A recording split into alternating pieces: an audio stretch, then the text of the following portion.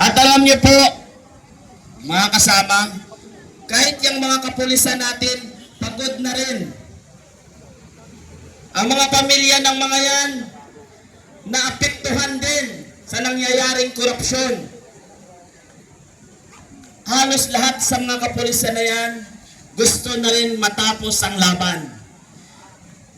Aminin natin sa hindi, halos ibang mga kapulisan dyan, nakasanla ang mga ATM dahil kulang na kulang ang tinatanggap nilang sahod mula sa gobyerno. At halos lahat ng mga nandyan na sumasalo ng galit ng ordinaryong Pilipino ay utusan lang din sila. Pero yung ibang mga boses nila andun sa loob ng opisina, nakataas ang paa, naka-aircon, habang itong mga ordinaryong pulis, sila ang itinataya at tinaharap sa galit ng ordinaryong Pilipino. Kaya sana po mga kasama, sa pag-uwi nyo mamaya, ikayatin ninyo bawat isa sa ating mga kamag-anak. Magtakda tayo ng isang araw na bawat isang pamilya ay magpadalaman lang ng representative niya dito sa Senado para magkaisa tayong lahat para matapos na ang labang ito. Dahil kung hindi tayo magkakaisa, huwag sanang dumating sa punto na ang mga anak natin ay wala nang malamon dahil simot na ang kaba ng bayan sa pagnanakaw ng administrasyong Marcos na ito. Kaya mga kasama, habang tatagal pa tayo dito, maaari nyo silang i-text, pumunta kayo rito, samahan nyo kami, sama-sama tayong ibangon ang demokrasya ng ating bayan. Kaya ngayon po ang susunod kong speaker, ang susunod pong magsasalita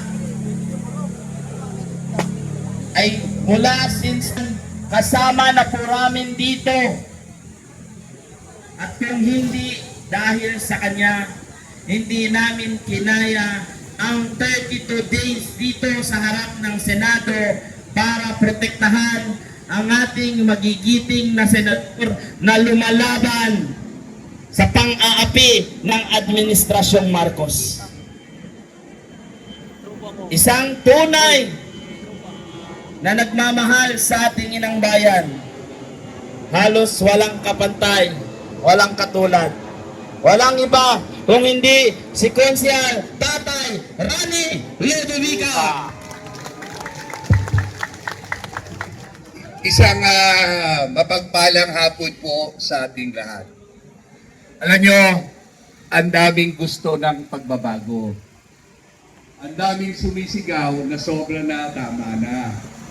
Hirap na at garapala na. Pero tingnan nyo po na tayo na nandito.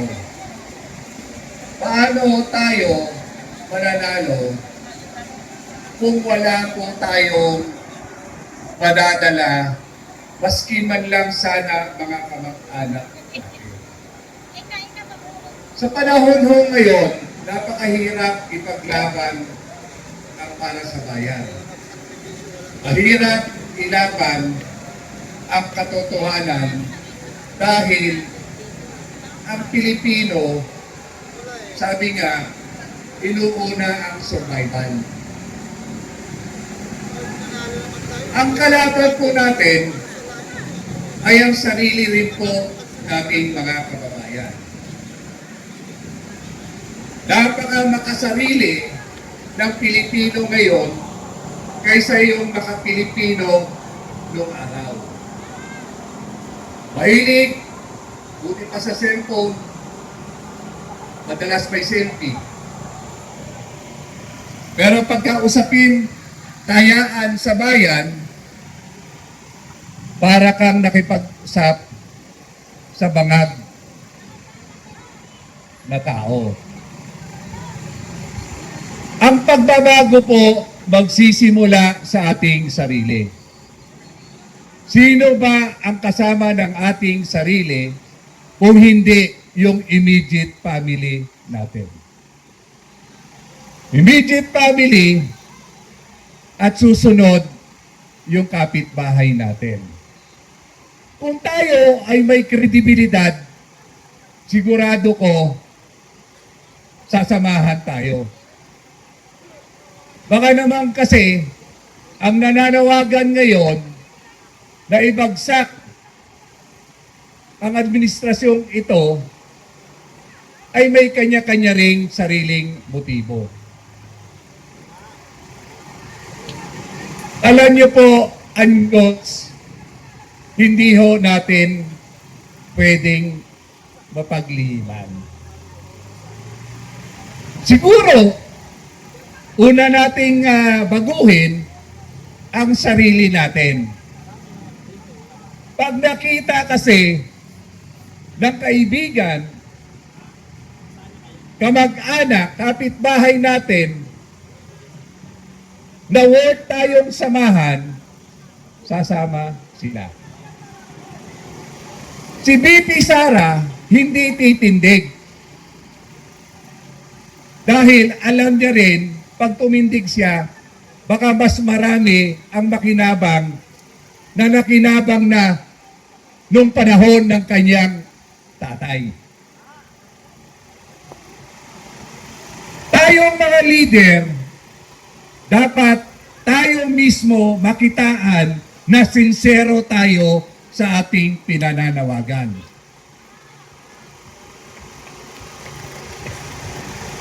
Madaling magsalita, madaling magpainit, pero may resulta ba? Alam nyo, ano pang katibayan ang gusto nyo na ang administrasyong ito wala nang nagawang kabutihan sa kanyang mamamayan? Imagine po, yung Senadong ito yung kauli-hulihan nating pag-asa na makamit natin ang ating demokrasya.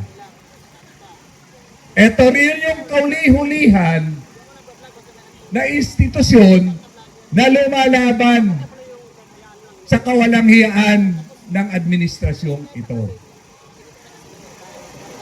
Ngayon, kung hindi natin poproteksyonan ang mangilan-ngilan nating politiko, ano na ang mangyayari sa bayan natin?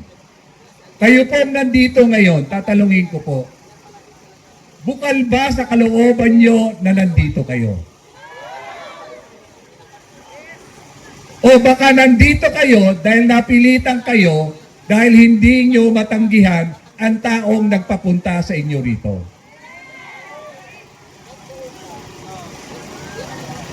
Kasi pag bukal kayo na nandito, attentive kayo, nakikinig kayo, nanunuri kayo. Ngayon, kung wala sa puso nyo ang pakikipaglaban sa demokrasya, paano tayo mananalo? Ang kalaban natin, lahat ng armas. Lahat kung ano ang merong isang demonyo nasa kanila. Diba ano ba sabi? The money is the root of all evil. Diba? Kaya po, hanggat hindi tayo titindig na bilang isang tunay na Pilipino, hindi tayo mananalo sa labang ito.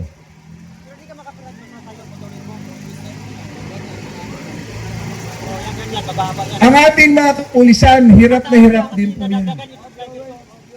Pero dahil meron silang tungkulin, sinumpaan nilang tungkulin, obligado silang nandyan. Nananaig na po ang demonyo sa bayang ito. So ang kailangan natin dito tayo mismo, eksaminin natin ang sarili natin. Hanggat hindi natin napapakita sa kapwa natin ang isang tunay na Pilipino, kahit araw-araw tayo na nandito, walang mangyayari. 32 days na kami ngayon nandito. Nakakalungkot, nakakapanghina, pero kailangan maging matatag kami para sa bayang ito. May gustong pumunta, walang pamasahe, naghahanap ng sponsor. Ay yung sponsor ngayon, mas magugulang sa atin yan. Hindi magpapakawala ng pera yan hanggang wala silang makukuhang kapalit din. Papalitan natin ang politikong nakaupo, pero maraming politikong pulpul din na nakaabang sa pagkakataong ito. Magpapagamit pa ba tayo? Kailangan taong bayan na ang magising. Kukunti man tayo ngayon, pero pagtapos ng paghaharapan natin ito, yung puso nyo, isip nyo, magising, palagay ko, bawat isa sa inyo, kayang-kaya nyo mag-multiply na kahit 10 tao kayo. Hindi ba natin kayang magsakripisyo ng pamasahe papunta rito? Kailangan pa bang sunduin? Kailangan pa bang ihatid? Magkano ba ang halaga ng isasakripisyo natin kaysa nangyayari sa bayan natin?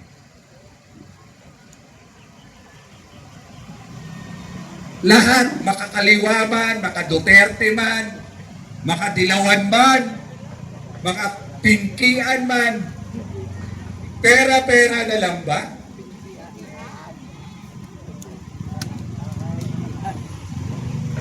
Pera-pera na lang ba tayo? Nawala na ba yung pagiging Pilipino nyo?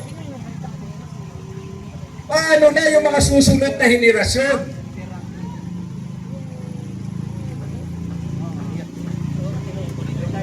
Sa tingin nyo ba, tatagal pa ng 3 taon ang pondo ng bayang ito sa nangyayari ngayon? Bangag na lang ang hindi nakakaramdam ng krisis ng bayan natin. Ako, saludo ako, karamihan sa tumatayo ngayon dito, kababaihan.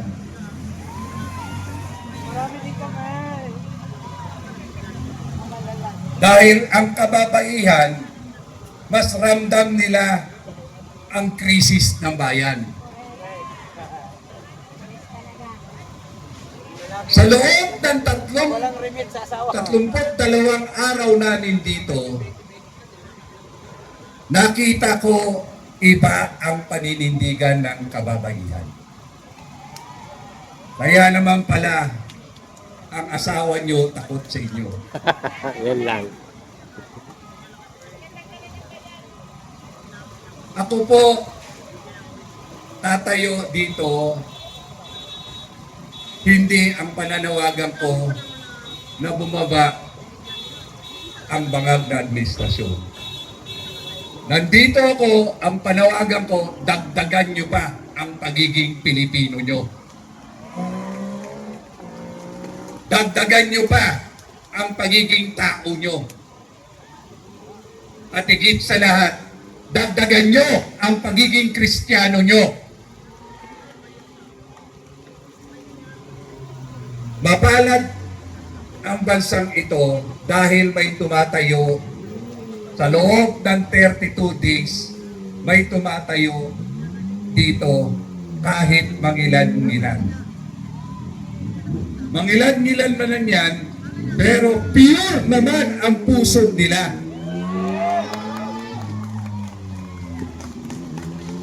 Kaya kayo pong nanunood sa inyong mga tahanan, hinahamon ko po kayo. Kayong may mga anak na pinag-aaral, kayong may mga magulang, mga nanay na bagong silang ang inyong mga anak. Gusto nyo ho ba yung dinanasan natin, ipadanas nyo sa mga anak nyo?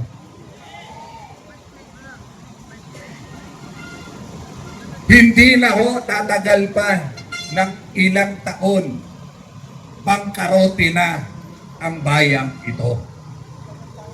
Ang dami nating pera, mali-maliit ang pera, hindi lumalabas dahil nakatago lang sa kanilang tahanan ang perang para sa bayan.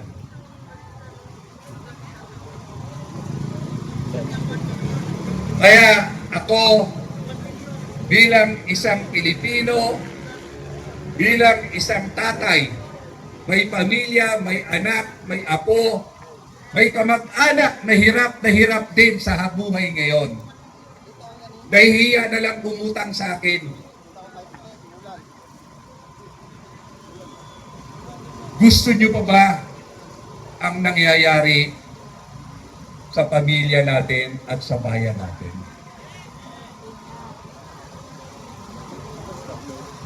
Kailan kayo gigising? Kailan kayo kikilos? Hahayaan nyo na lang ba magwagi ang kasamaan?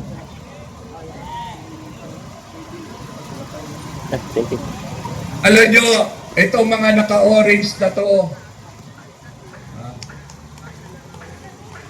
28 years ko nang kasama as volunteer ng Quezon City Anti-Crime.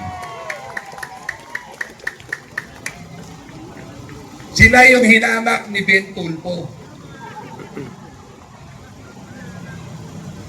na nagbabantay daw kami sa Commonwealth Avenue at sa Quezon City, nangahabol na mga snatcher at hold-upper.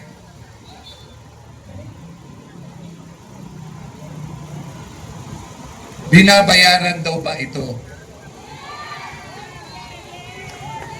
Tumanda na ho ang mga membro ng Quezon City Anti-Crime, pero ni payroll galing sa bayang ito, wala pong natanggap yan. At karamihan po sa inyo rito, lalo na yung natutulog, tumitindig, hirap na hirap din. Ang hirap nung hindi ka naliligo. Ang hirap kaya hindi mo nasisilip ang pamilya mo. Ang hirap kaya sabihan ka ng asawa mo, anak mo, tatay, ano ka ba? Mas inunan mo pa ba yan kaysa sa amin? Maraming hindi nakakaintindi. Pero saludo ako sa mga taong tumatayo para sa bayang ito. Kayo ang nagbigay lakas sa akin na tumindig at samahan kayo sa labang ito. Nawa, lalong-lalo na yung kapwa senior citizen ko, nagkukwentuhan na lang.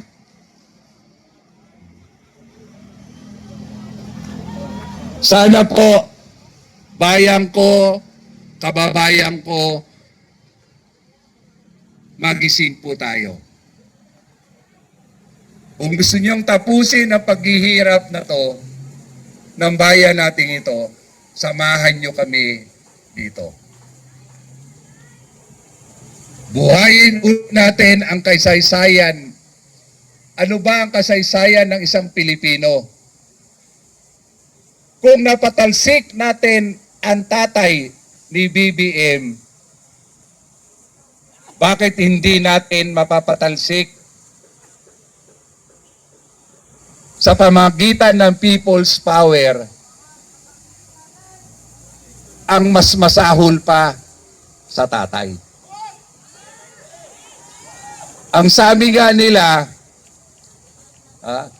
ang kasalanan ng tatay, hindi kasalanan ng anak. Pero ngayon, sa kasaysayan, ang kasalanan ng tatay, wala sa kalingkingan ng kasalanan ng anak. Kaya lang, tulog pa rin kayo. Dilak kayo, pero ayaw niyong kumilos.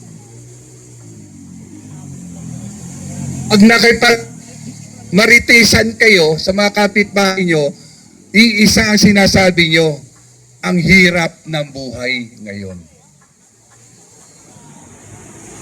Hindi ko pa nai-enroll ang anak ko. Nag-iisip pa ako kung kay nino mangungutang. Na-enroll man ng anak, wala pa rin akong school supply sa mga anak ko. Hindi mangyayari yan kung yung ating pinili ay tapat sa tao.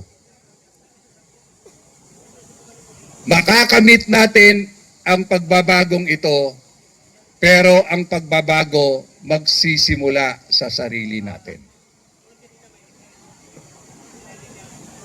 Magsisimula ang pagbabago sa sarili natin.